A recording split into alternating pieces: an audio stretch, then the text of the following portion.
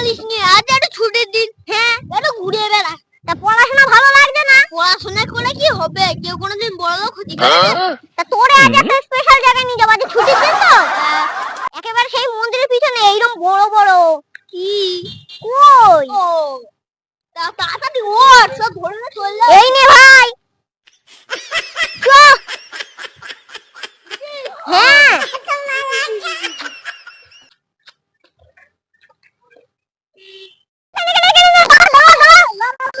দেখ কত মাছ লাগাচ্ছে। তাড়াতাড়ি ছিপটা এদিকে নিয়ে আয়।